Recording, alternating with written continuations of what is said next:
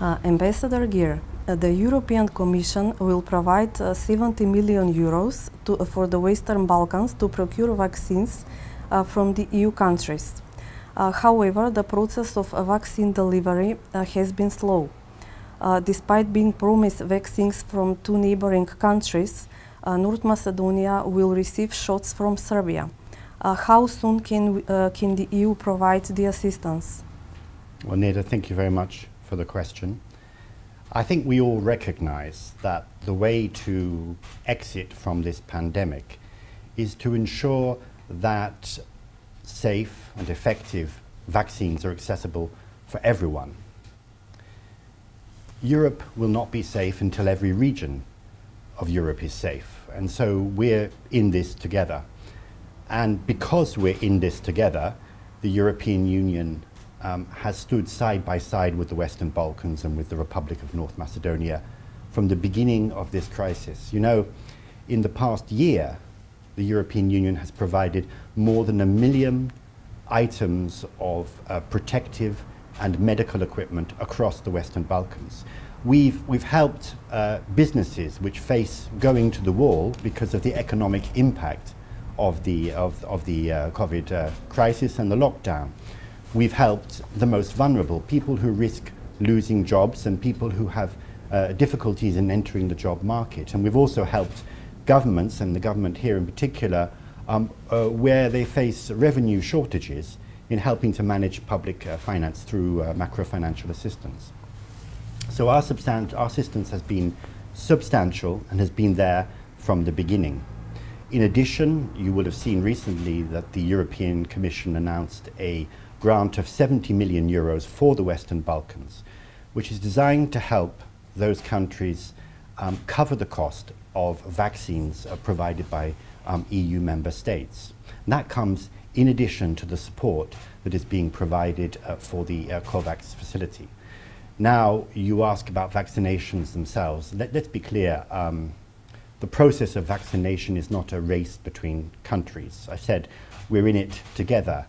Sometimes you'll have seen that the rate of infection is higher here in the Western Balkans than in the European Union.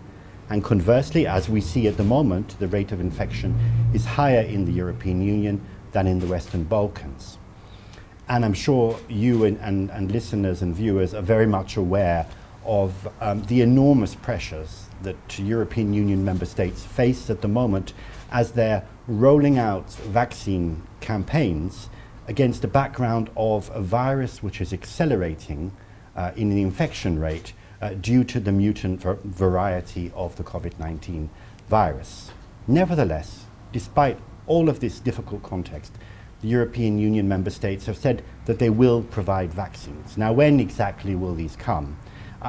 Yesterday, the President of the European Commission in Brussels said, look, she hoped that these would come as soon as possible. What I can say is the Commission is working together with member states to organize this, but I can't give you a precise date. But what I will say again, this is an example of the support that we are providing. And we have been here from the beginning. This crisis will have lasted soon a year, and it will extend further. And I think the message to you is that we're here from the beginning, throughout, and in the future, including through vaccines. But the lack of vaccines contributes to growing mortality. Time is running out, and the COVAX mechanism doesn't seem to be functioning, although it is very well designed. It is yet another proof that the EU isn't functioning well in crisis, including the pandemic. No, I don't think so at all. I think, again, the European Union has provided by far the largest assistance to the Western Balkans, 3.3 billion across the region, at every different stage, and is continuing to do that, and has made commitments to provide vaccines to the Western Balkans as well. So that commitment is there, but it takes time to roll this out. And as I said, the Commission President is hoping that this will be delivered as soon as possible. The EU has approved a package of macro-financial assistance for the Western Balkans, including North Macedonia, in the middle of the pandemic. It also included medical equipment. Should we expect additional assistance to tackle the consequences caused by COVID-19 affecting the economy? Yes, absolutely. Again, an example of that overwhelming support that the European Union is providing here. So you will have seen the extensive discussions that took place last year within the European Union member states, looking at how to put together a recovery package so that the economic impacts of the COVID pandemic can be addressed.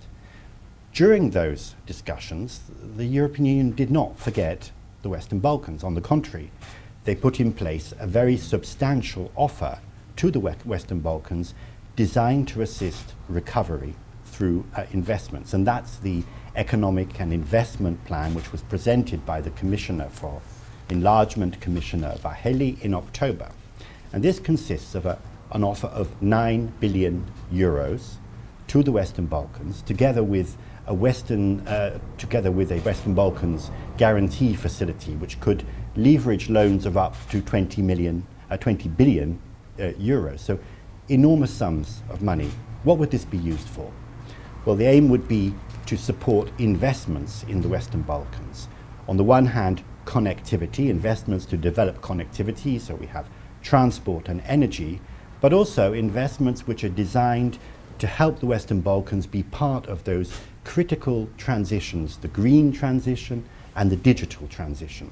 So those offers are, that offer is on the table, and there have been extensive discussions with the government here, including at the end of last year, concerning how to take forward investments through this offer. Just to give you a further example of the kind of practical support, we can expect some 200 million euros would be available for the work on the railway corridor to Bulgaria, so the famous Corridor 8, as well as the Skopje wastewater treatment plant. Ambassador Gir, Portuguese Foreign Minister has said that North Macedonia's EU integration process and the holding of the first intergovernmental conference by the first half of this year will be among the priorities of their presidency. He also added that the country has done its homework and now it is the EU's turn to deliver. Should we expect that? I think, yes, we should. Let's just go back to the events of last year. We had in March an historic decision taken by the European Union, and that means the 27 member states together, all of them, agreed on the opening of accession negotiations with North Macedonia and with Albania. Now the next steps in that are to agree on a negotiating framework and the intergovernmental conference which would actually launch the process itself.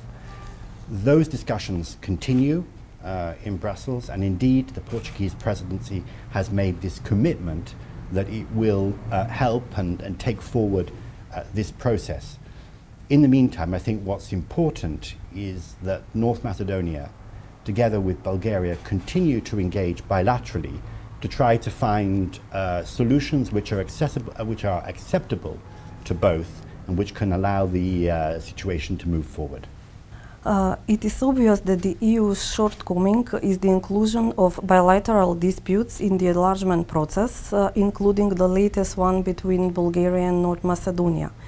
Is it an excuse, or are these the rules of an organization which chooses its friends?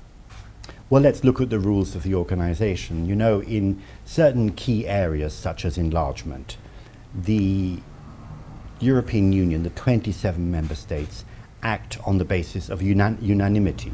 In other areas, it's not the case, but in this case it is. So quite simply, what it means is the 27 members need to agree in order to move forward.